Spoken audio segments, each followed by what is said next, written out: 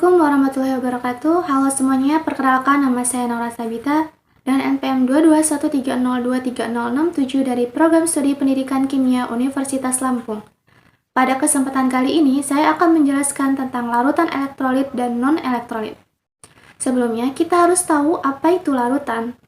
Larutan merupakan campuran homogen antara dua zat atau lebih yang saling melarutkan, dan zat-zat tersebut tidak dapat dibedakan lagi secara fisik.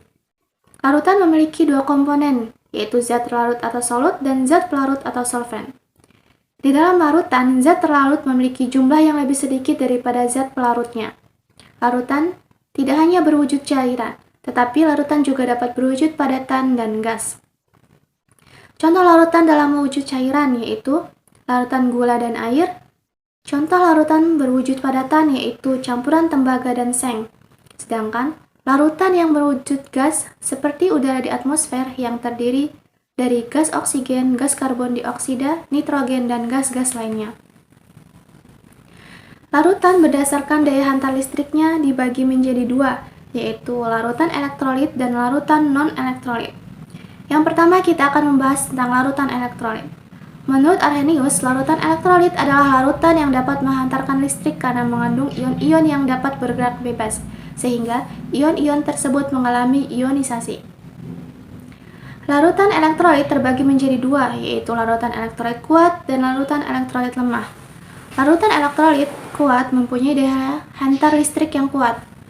Larutan elektrolit kuat memiliki ciri-ciri, yaitu mengalami ionisasi sempurna dengan derajat ionisasinya 1.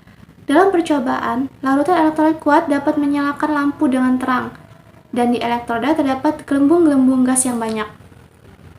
Senyawa yang termasuk larutan elektrolit kuat yaitu asam kuat, contohnya HCl, HNO3, dan H2SO4.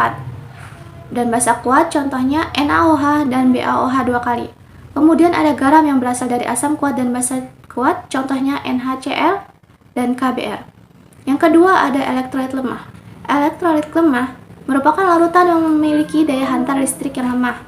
Larutan elektrolit lemah memiliki ciri-ciri yaitu mengalami ionisasi sebagian dengan derajat ionisasi lebih besar dari 0 namun lebih kecil dari 1. Dalam percobaan, larutan elektrolit lemah dapat menyalakan lampu. Namun, lampu yang menyala cenderung lebih redup dan memiliki gelembung gas yang sedikit. Senyawa yang termasuk elektrolit lemah yaitu asam lemah, contohnya CH3COOH, HCN, H2S, dan HF. Dan senyawa basa lemah contohnya NH4OH dan MgOH 2 kali. Kemudian kita akan membahas tentang larutan non-elektrolit. Larutan non-elektrolit merupakan larutan yang tidak dapat menghantarkan arus listrik. Zat-zatnya tidak dapat terurai tetapi berupa molekul.